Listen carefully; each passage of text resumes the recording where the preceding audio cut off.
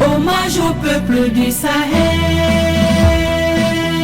héritier des grands empires, porteur d'un temps nouveau qui annonce liberté et progrès. Sous l'étendard de combat épique, peuple de l'AES, intrépide et souverain, par le verbe et par les armes, des échelles qui te tiennent, pour que tes richesses te reviennent, et que scintille l'esprit fertile de l'Afrique. Soldats, nous le sommes tous, déterminés, résilients et unis, pour que l'AES demeure un espace, un peuple, un destin.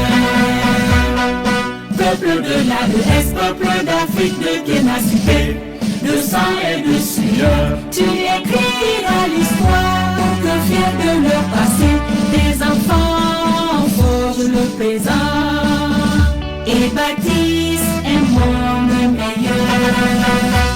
Soldats, nous le sommes tous, déterminés, résilients et unis, pour que l'AES demeure un espace, un peuple, un destin. Peuple de l'AES.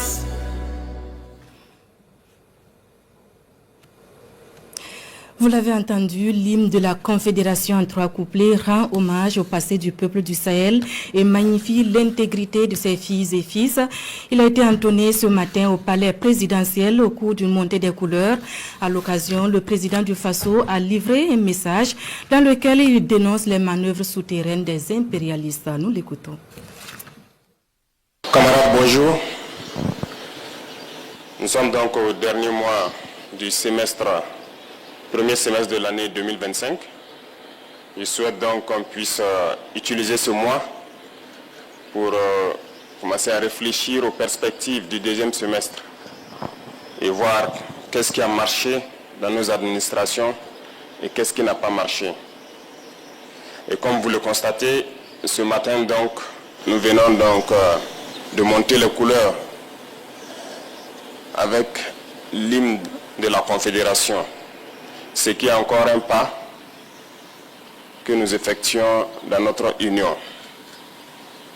Ce qui n'est pas sans difficulté, parce que l'unité est dure, surtout en Afrique. C'est difficile de s'unir. Mais c'est la solution, il faut qu'on s'unisse. Petit à petit, l'AES poursuit son bonhomme de chemin, malgré toutes les difficultés, tous les défis devant nous. Si j'étais naïf, j'allais me poser la question, mais pourquoi les impérialistes ne veulent pas de cette union?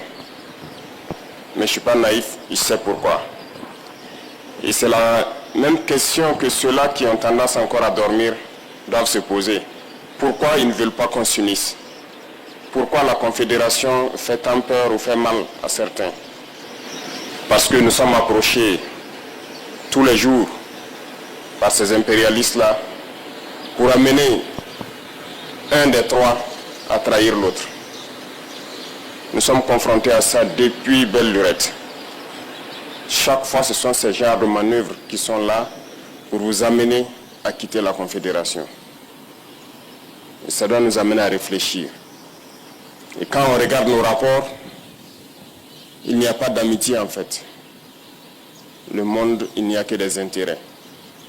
Les gens ne viennent vers nous que pour leurs intérêts. Il faut qu'on soit bien conscient de cela. On va nous combattre, on continuera à nous combattre, mais nous sortirons victorieux et forts. Ces situations que nous vivons, nous ne devons pas les prendre et nous apitoyer sur nous-mêmes. Au contraire, ça doit nous renforcer. On doit sortir très fort de cette guerre, comprendre le pourquoi on nous a tant assaillis, se forger et faire en sorte que dans le siècle à venir, nous ne connaissons pas ce genre de situation. C'est ce qu'il faut avoir à l'idée. Donc j'invite tout un chacun à redoubler d'efforts parce que le Burkinabé est connu comme quelqu'un de très courageux, très travailleur, très résilient Et ces valeurs-là, nous devons travailler donc à les améliorer. Partout où vous partez en Afrique ou dans le monde ailleurs, vous trouverez des Burkinabés. Et ce sont ces valeurs-là qui qualifient, qui identifient le Burkinabé. Donc nous devons tout mettre en œuvre pour être des hommes intègres, comme le nom du pays le dit, être des gens courageux, résilients, pleins d'abnégation et redoubler d'efforts dans tout ce que nous faisons pour le bonheur du Burkina, mais pour le bonheur aussi de notre confédération. Ça, c'est très important. Et une fois que nous avons atteint un certain niveau, vous comprendrez encore mieux pourquoi on nous combattait. Parce que notre pays est riche.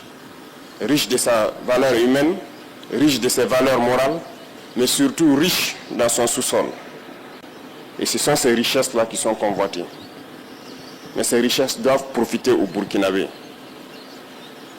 Rien n'a encore commencé en termes d'exploitation des ressources naturelles et de rétribution donc, au niveau des masses populaires.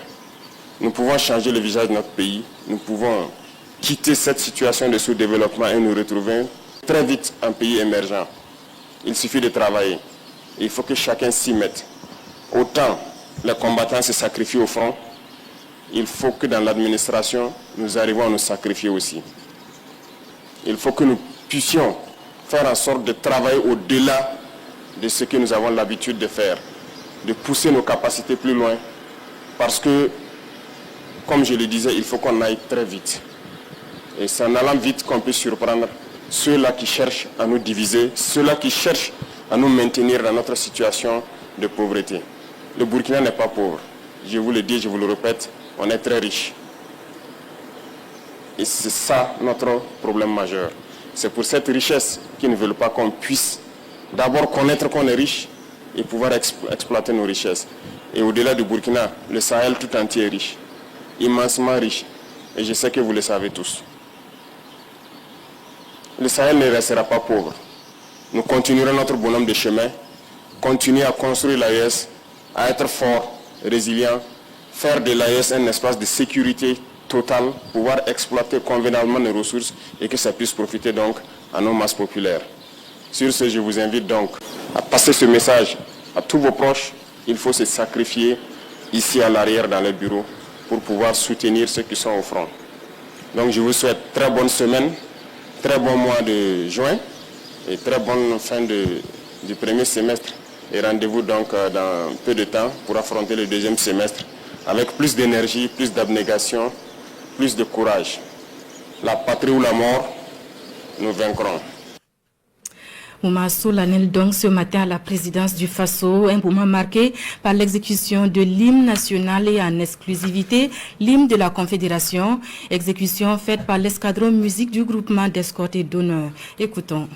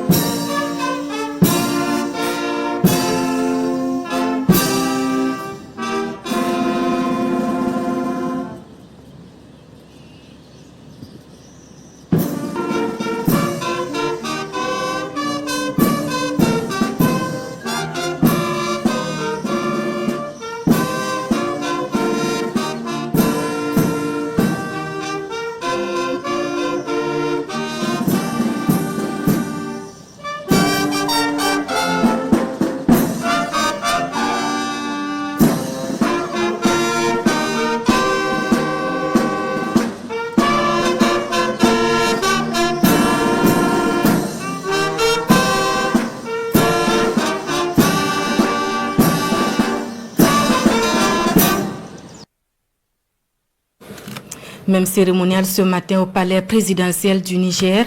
Le président de la République, des membres du gouvernement, le corps diplomatique